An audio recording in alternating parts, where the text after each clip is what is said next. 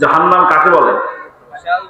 যেখানে কোনো সুখ নাই, যেখানে কোনো কি নাই, মৃত্যুর পরে আল্লাহ রাব্বুল আলামিন হাসরের ময়দান কায়েম করবেন, সেখানে বিচার করবেন। একদল মানুষ জান্নাতে যাবে, আর একদল মানুষ জাহান্নামে যাবে।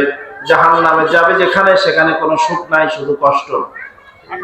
দুনিয়াতে যে ব্যক্তি সবচাইতে সুখী ছিল, সারা দুনিয়ার মালিক যে ব্যক্তি ছিল, সারা দুনিয়া সবচাইতে ধনী যে ব্যক্তি, অথবা সব দিক দিয়ে যে ব্যক্তি সুখী ছিল, এই ব্যক্তিকে যদি জাহান্নামে নিক্ষেপ করা হয়, 1 মিনিট পরে যদি বের করে জিজ্ঞাসা করা হয় সুখ কি জিনিস তুমি জানো নাকি, রাসূলুল্লাহ সাল্লাল্লাহু আলাইহি ওয়াসাল্লাম বলেন, সারা জীবনের এই সুখে থাকা ব্যক্তি জাহান্নামে ঘুরিয়ে আনার পরে জিজ্ঞেস করার পরে বলবে সুখ বলতে কি জিনিস আমি জানি না। নাউজুবিল্লাহ। সুখ বলতে কি জিনিস সে জানে। জাহান্নাম খুব আরামের জায়গা নাকি? জাহান্নামে আমরা যেতে চাই কে কে? আল্লাহ পাক আমাদেরকে বিনা হিসেবে জান্নাত দান করুন, বলেন আমিন। আল্লাহ পাক আমাদেরকে হিসাবে ইয়াসির দান করুন, বলেন আমিন। আল্লাহ রাব্বুল আলামিন বলেন, রহমানের প্রিয় বান্দা যারা, তারা এভাবে আমি আল্লাহর কাছে দোয়া করে জাহান্নাম থেকে তারা মুক্তি চায়। আমরা জাহান্নাম থেকে মুক্তি চাই কার কাছে? আল্লাহ রাব্বুল আলামিন বলেন, জাহান্নাম খুবই ভয়ঙ্কর জায়গা।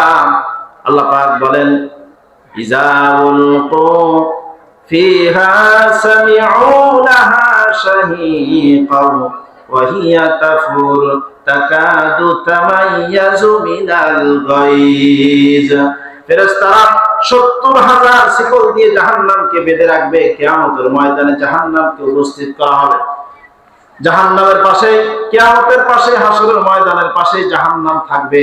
সেখানে জাহান্নাম গর্জন দিতে থাকবে, বলবে কে আছে আমার ভিতরে দাও, আমি জাহান্নাম। সে মানুষকে নেওয়ার জন্য সে জাহান্নামে হাসরের ময়দানের দিকে অগ্রসর হতে থাকবে। ৭০,০০০ ফেরেশতা শিকল দিয়ে বেঁধে রাখবে। আল্লাহ রাব্বুল আলামিন কোরআনুল কারীমে সূরা মুলকের ভিতরে কথা বলছেন।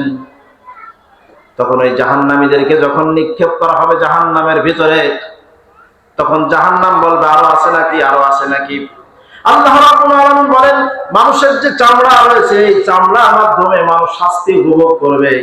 এই চামড়া তো পুড়ে যাবে, পুড়ে গেলে কি হবে?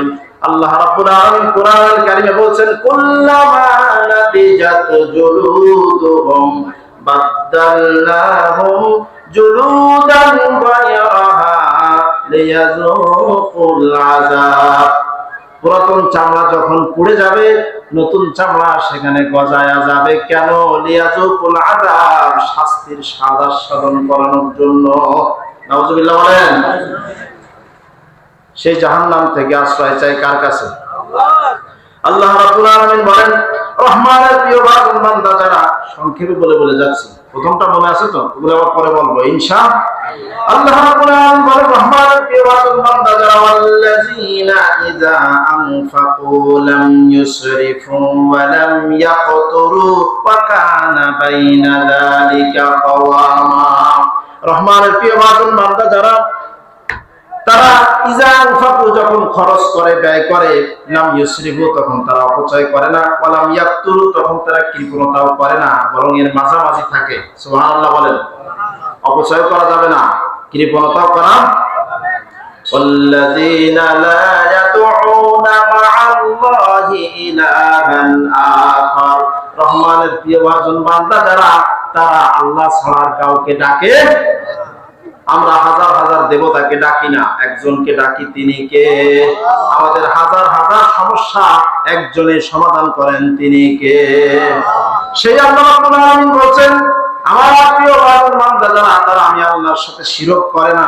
আর কি করে না? ওয়ালা ইয়াকতুলুনান নাফসাল্লাতী হারামাল্লাহু ইল্লা বিল হক। তারা অন্যায়ভাবে কোনো মানুষকে হত্যা করে না। বলেছেন কে? সম্প্রতি আপনারা দেখেছেন চট্টগ্রামে ডক্টর অ্যাডভোকেট সাইফুল ইসলাম, তাকে সনাতন ধর্মী ইসকন উগ্রবাদী সন্ত্রাসীরা তাকে হত্যা করেছে। আউযুবিল্লাহ বলেন।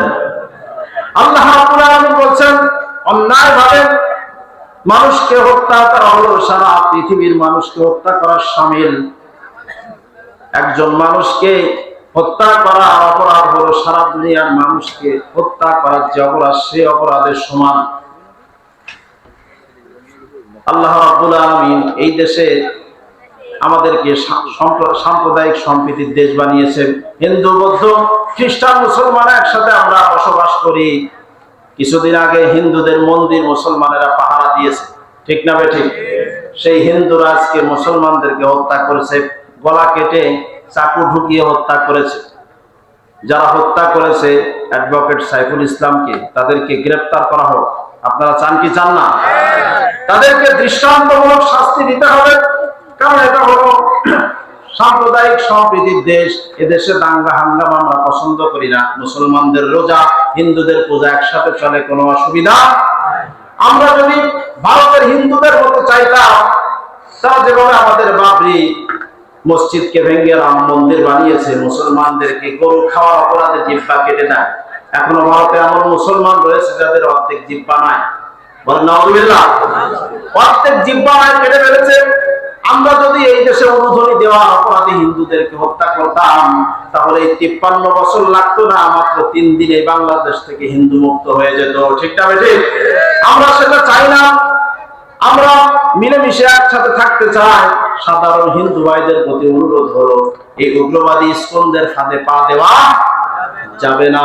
মিলেমিশে আমরা এই দেশে একসাথে গড়বো, একসাথে সুন্দরভাবে বসবাস করব। আল্লাহ তৌফিক দিন, বলেন আমিন।